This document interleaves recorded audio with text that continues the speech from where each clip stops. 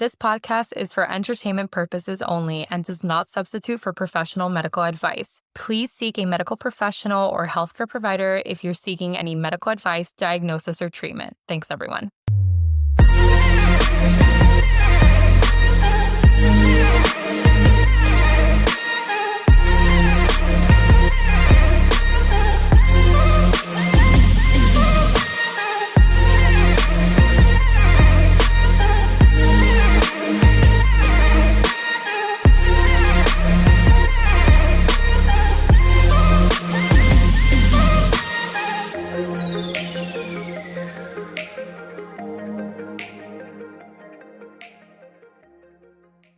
Right. Hello, weekly. Hello, everyone.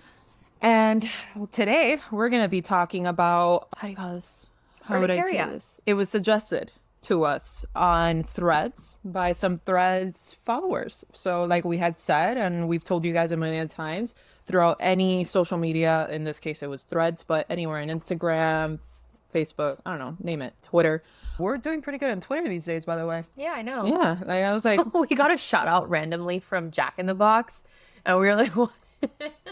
We don't even have Jack in the Box in Florida. I know. I was like, But that chicken fajita looks good. I know. I was like, man, I wish they were here in Miami. Like, come on, Jack. But, anyway, so we had two requests and we're going to cover those two because they just so happen to be kind of related to each other. They're both, how do you say that word? How do you say that word? Urticaria?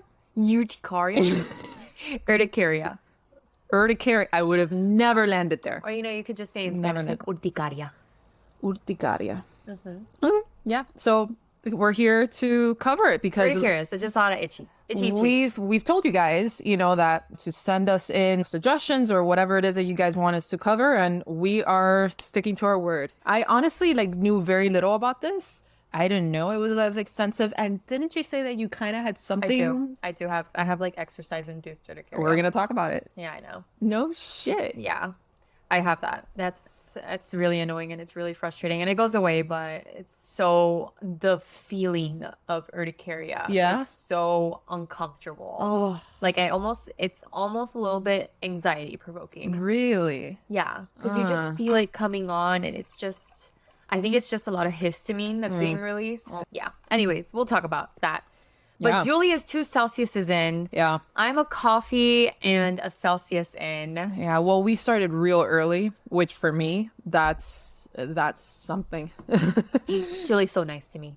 Oh, dude. I mean, it is what it is. You work like crazy, so Yeah, I'm rounding this weekend, right? yeah. She rounded and then she got over here. So the least Yeah. I'm gonna do is wake my fucking ass up. I'm over here knocking on patients' door at 7 o'clock in the morning. Hello, good morning. Ready to go home? Because I am.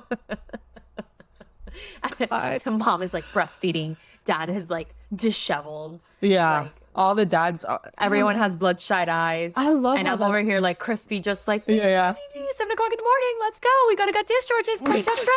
Oh my god. Dad, did you get the car seat? Did they do audiology? Did they do this? Did they do that? Did birth certificate pass by? Did everything? Okay, my yeah. Did the baby pee? How many times did they poop? How many times? How many minutes? It's I don't even know if I pooped or peed. It's Yeah, they're just staring at me with blank faces. oh my god. I love how the dads sometimes look more disheveled than the mom that literally just birthed a human. Yeah. I love that. I've seen that so many times. I think Mario himself, which is a doctor as well, looked more disheveled than I did on the day. He was just, the crazy. This and I'm like, it's okay. Yeah, it's fine. It's okay. My insides are still recovering. Yeah. I'm fine. We will leave soon. He was freaking out more about the car seat than anything else. Oh. I was like, calm down. And then he was also dealing with the step at the same time. Yeah, Terrible. he's going through a lot of that on Mars' birth. But anyway, so let's go ahead and start this up. And we're going to be talking about urticaria, which is, like she said, hives induced by things that you wouldn't think that they would be induced by. Yeah, I hate hives. Yeah. So go ahead and start with the first one. All right, so let's start with cold urticaria. So what is it? So cold urticaria is a chronic skin condition characterized by the development of itchy, red welts or hives on the skin after an exposure to cold temperatures. So key points about this is that there are two main types. So acquired or essential, okay, cold urticaria, which is more common, and then the familial cold urticaria, which is an inherited form of it. Okay, this one's pretty rare. So the exact cause is often unknown, but it can be primarily idiopathic. That is the most common version, or secondary to underlying conditions like an infection, blood disorders, or rarely inherited autosomal dominant patterns. Allergies can also cause this type of symptoms. The diagnosis involves placing an ice cube on the skin for a few minutes to see if hives develop. So it's also known as the cold stimulation test. Further testing may be done to rule out secondary causes, but yeah, that's usually the way that we test for cold urticaria. So the treatment focuses on preventative measures, just like taking an antihistamine. Why? Because urticaria is a kind of like a histamine response, right? So that's why you're having like these welts and this itchiness. It's intensely itchy. That's what usually patients complain about. There's like, it's crazy itchy and it pops out on some portions of your body and then goes away and then pops out in others. And it can look pretty gnarly. So people tend to freak out about it. But treatment focuses on preventative measures, just like taking an antihistamine before cold exposures and avoid sudden cold temperature changes. So severe cases may require an epinephrine autoinjector for anaphylaxis, again, because it's a histamine reaction, okay? Histamine release. So the condition often resolves on its own within a few years, especially in younger patients, but can persist long-term in some cases. So avoidance of triggers and appropriate treatment allows most people to manage the symptoms pretty effectively. So in summary, cold urticaria causes allergic skin reactions like hives in cold temperatures.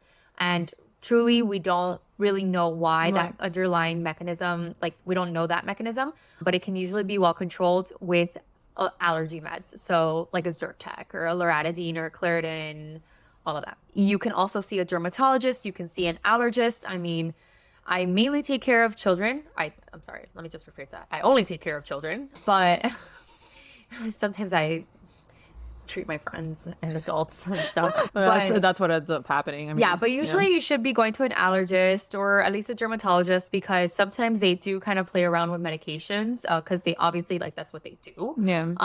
Not that they play around with meds. I'm saying that they deal with urticaria. Okay. So they know how to manipulate certain things that maybe a person like me might not have so much experience. Right. But yeah, so definitely you can be under the guidance of an allergist or a dermatologist. And prompt recognition and treatment is important to avoid potentially severe complications like anaphylaxis. Okay? Yeah.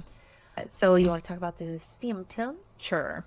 So the main symptoms include, like she had said, itchy red skin and hives. I'm already like itching just by reading this. Anyway, on areas of the skin that have been exposed to cold temperatures, usually within 2 to 5 minutes after exposure. The reaction often worsens as the skin warms back. So which is crazy, you know, it's like you think removing yourself from the situation, but no. Yeah. I think it's just that temperature change. Yeah. You're just very sensitive to it. Right. Swelling of the affected skin areas, such as hands after holding cold objects. Yeah. And it's like just by holding like something cold, or lips and tongue after consuming cold food or drinks.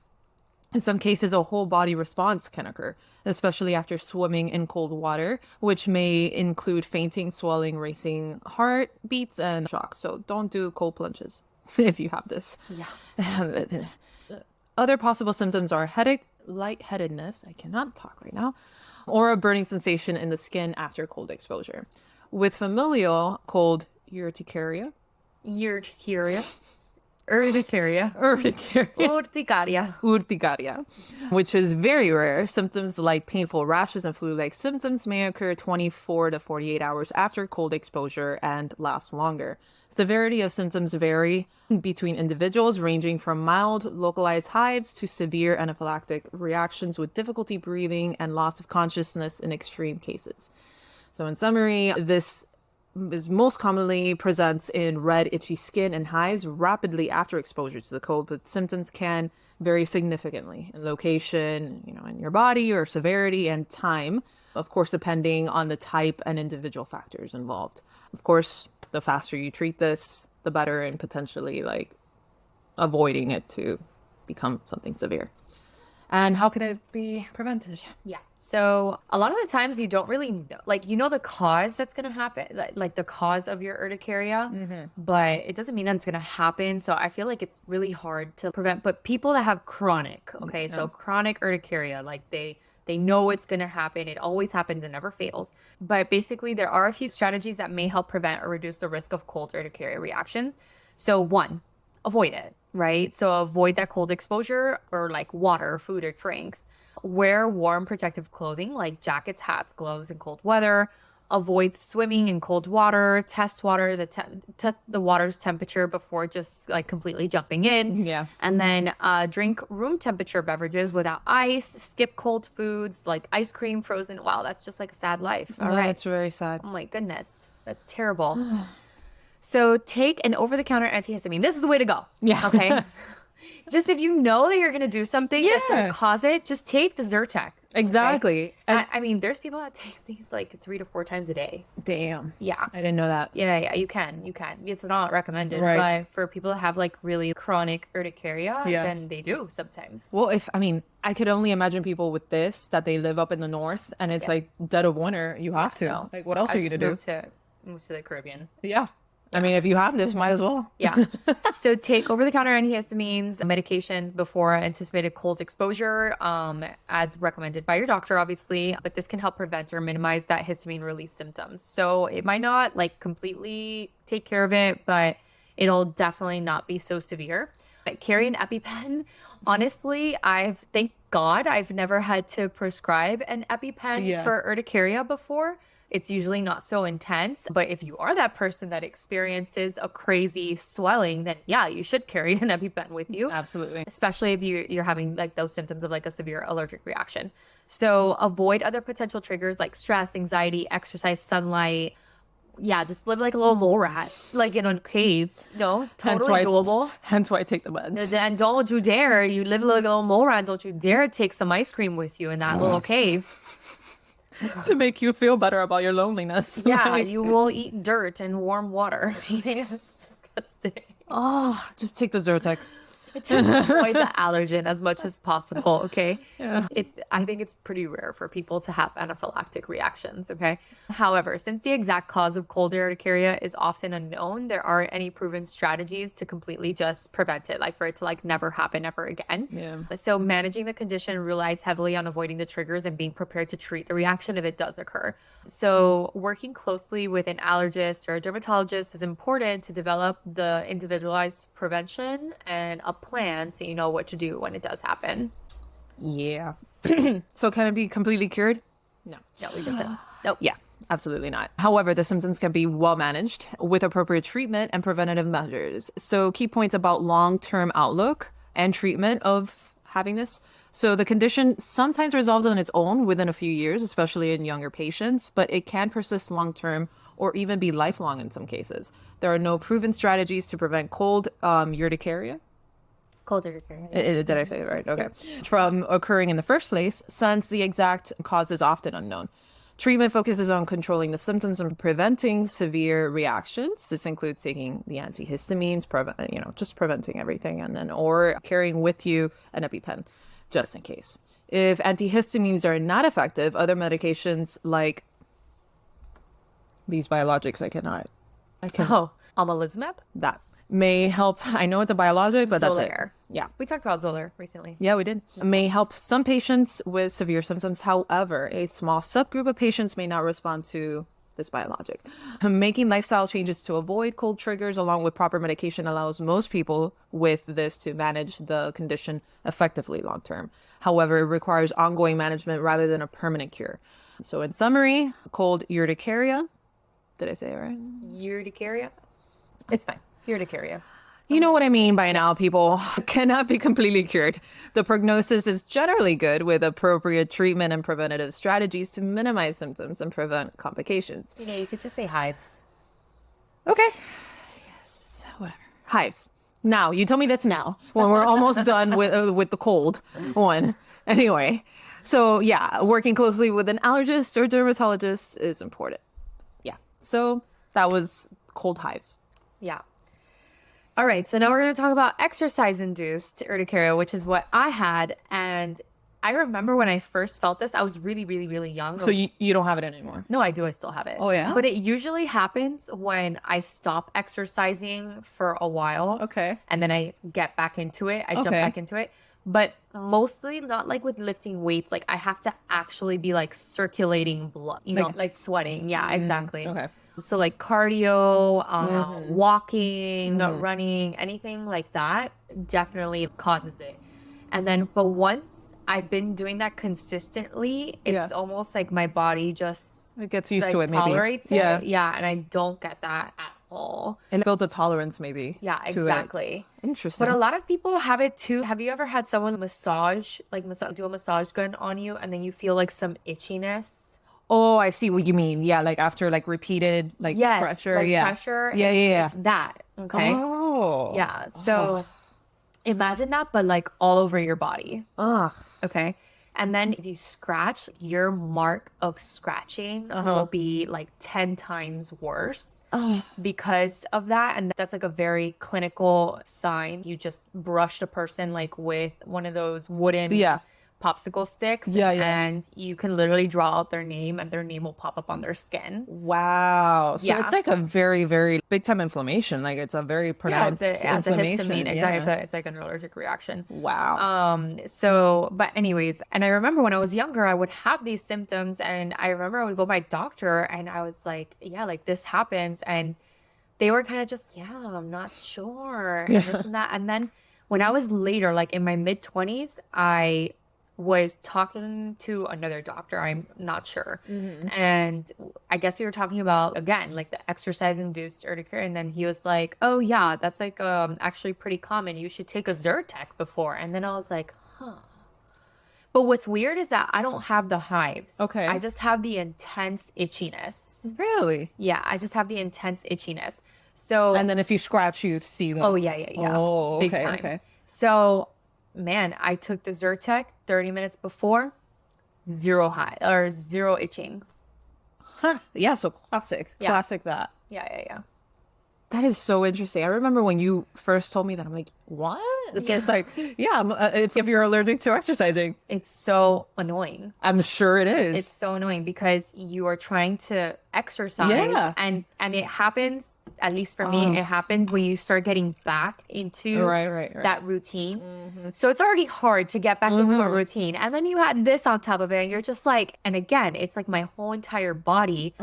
And it's like this desperate, like I desperately want to scratch my whole body. And the more you scratch, the itchier you are. It's terrible. No, and here in Miami, that it's always a freaking sauna outside. So, I mean, I could only imagine you're trying to avoid sweating hard like that because it'll make it itchier and you can't really like deal with. Oh my God, that sucks. Yeah.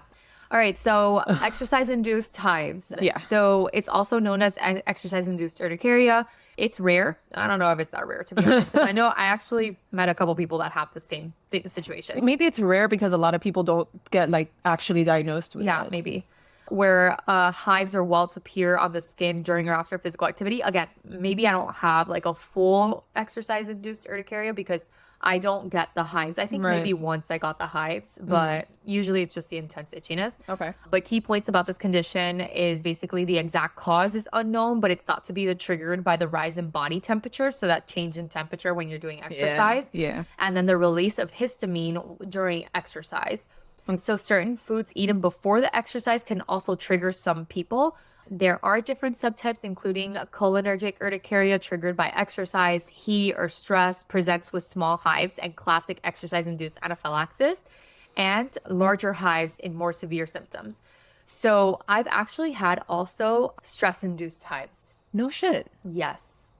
So for you, I think it's not even exercise per se. It's just like when your blood pressure goes up or when you're like, Or my body temperature or something like that changes. Yeah. Yeah. So I've had stress-induced Interesting. hives. I think it was during medical school. Yeah, of course. And I mean, I don't know. It was like during exams or something. And I was in my room and I'm studying, but like so stressed out. And I start itching and then I start itching, but I'm so stressed that I'm not even realizing how much I'm itching.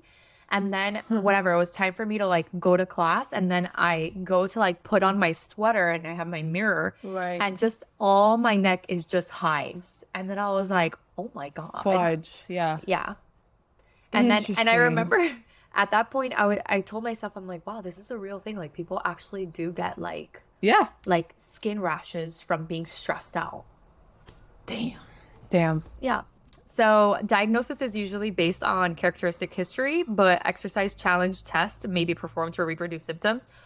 I don't know why people need this. You know what I mean? Yeah, Like, yeah. doc, like I get very uncomfortable itching when I do exercise. Like, what is the doctor gonna do? Like squat for me like 60 times. I want to see if you're really telling the truth. Like I'm just gonna tell a person, wow, that really sucks. You should take a Zyrtec. Right? Like that. And one doctor that saved me from all this stressful itchiness. I know. And Yeah. you guys don't have the time to be like, yeah, drop down, give me 20. Like, Yeah, exactly. Let's see What? if you're telling me the truth or not. Like, just fuck off. No. what are you gonna do? I'm gonna pop out in hives and be like, yeah, you're right. Yeah, those are hives. Like, God, that's the time that you know that you should probably see another physician at that point. Like, you can also do skin testing. So skin prick testing. This is actually pretty common. We do this a lot, or not we as in like generalists, but usually allergists do this to see if there's any triggers that can actually cause you like hives. So treatment involves avoiding known triggers. Again, kind of like the cold urticaria, but I'm not here to be like avoid exercising. You should exercise, okay? But maybe you need to find a different way of exercising.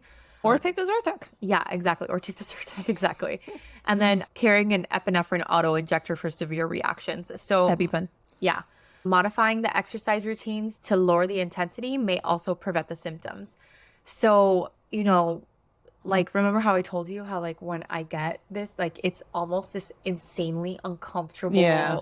feeling, like, impending feeling. So maybe this is like, people say, what, have you ever asked someone what they feel like when they're having an allergic reaction, like an anaphylactic reaction? No, but I mean, So I've had patients that describe it to me, and they're like, if like I can tell when it's starting to happen. Like they have like this like weird feeling in their body.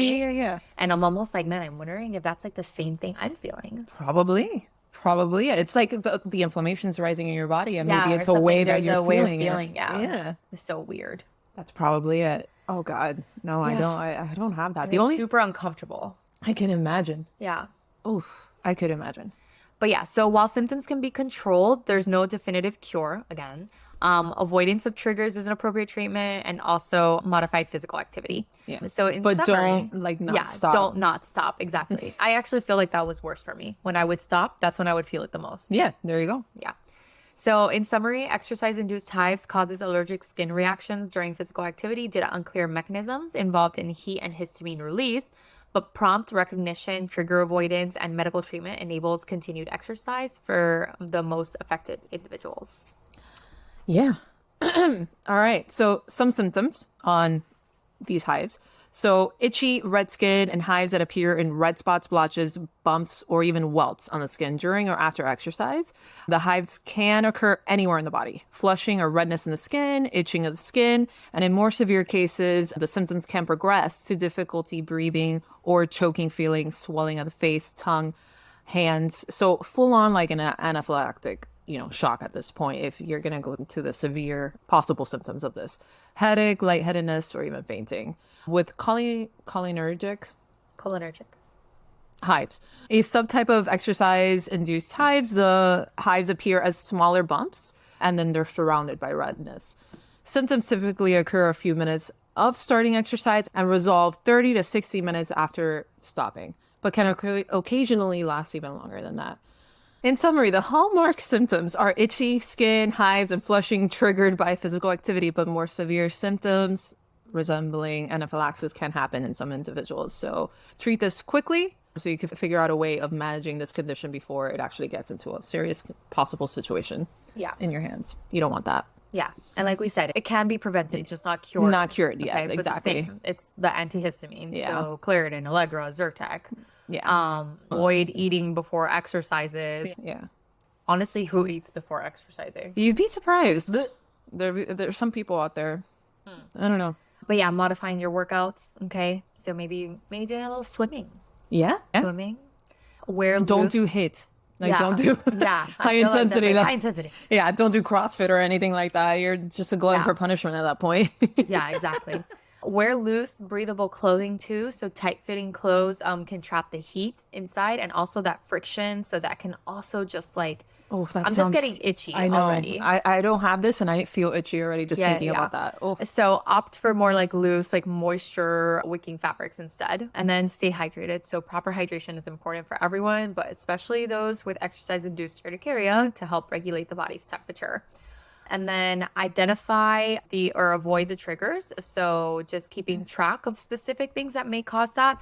Thankfully, at least for me, it's just those first couple of exercises, like those first, maybe like the first 1 to 2 weeks. After that, it's done. well, you see, you were able to identify that, and you identified the type of exercise that gives that to you too. Definitely. You know, you could do weights and it's not going to affect you, but if you go like hardcore and try to go over the Key Biscayne Bridge, yeah, It's probably going to trigger and that. for those of you that are not in Miami, it's a very tall, very prominent bridge here, and a lot of people use it to work out. Yeah. I want to do it one day. Not physically there yet. Yeah, no. And also, I love that Key Biscayne Bridge. I think it's beautiful. It's and beautiful, I think it's gorgeous when And it you're goes working over the out. water, Yeah, and it goes it's over like the water. beautiful imagery in the And background you have and like everything. downtown Miami views. Yeah. So I love that bridge, but that bridge is highly dangerous. I know. Well, they did the blockade now, like between I don't know. you know, There's the still pedestrian blockade. I mean, There's still people that get run over by cars all the time there. yeah. I mean, it's Miami. I don't doubt it. You know, but I mean, yeah, definitely wouldn't recommend that to, like, for instance, you or something like that. You're gonna sweat. Your blood pressure's gonna go. I don't think so much that it's like the cars. I just think that because everyone goes there to exercise, you have people walking, you have people running, you have people stopping to take pictures, bikes. you have people on bikes, you have people rollerblading. Yeah. Okay. Yeah. So it's just so many people for one thin little lane. You know? Yeah. It's best. Definitely don't do it on the weekends. Yeah. The weekend that's stacked, especially in the mornings. Like, it's ridiculous. It looks like, there's a freaking, how do you call it? It's like a marathon going on every weekend there. No. If I would do it, it would have to be like on a Monday morning, something like that. Everybody's working, kids are already in school. Like, I don't know, something like that. Then I'll do it. But I want to do it one day. You'll do I got it. All right. So the other meds, the stronger meds, you can take Montelukast, you can take Xolair, and you could take an EpiPen. I'm just kidding. Don't take the EpiPen unless you feel itchy. Yeah, I know. Oh, feeling itchy. No. But anyways, while it may not be possible to completely prevent exercise-induced hives, in all cases, working with a doctor to develop a prevention plan you could do that too. Mm-hmm. All right. Yeah. So key points in long-term management. There's no proven strategies to prevent it, but of course, try to single out how this happens to you. Why does this happen to you? What triggers it, in essence? Because completely avoiding exercise is not ideal. There's way too many studies out there. You could do a whole podcast on its own on the benefits of exercising. Yeah. The benefits definitely outweigh the risks in this situation. And just take the antihistamines before exercise if you feel like this is something that definitely happens to you and it bothers you to the point that it's stopping you from exercising. And also this condition, just like she had said in her own experience, it could actually get better as you keep exercising little by little, keep increasing that. So, and if you're still worried about it, talk to your doctor. But yeah, don't put down the exercise. In other words, that's what I was trying to get to. And she's going to go over, because I probably won't be able to mention more than half of these, other types of urticarias, other types of hives, because these are the two that were requested. That's the word, that they were requested to us on threads. And actually, let me read out who it was from. Okay. So the exercise-induced hives came from @2wolvesunited on threads. And the cold hives came from @live you're on vacation. I love that. I love that. I definitely do that if you can.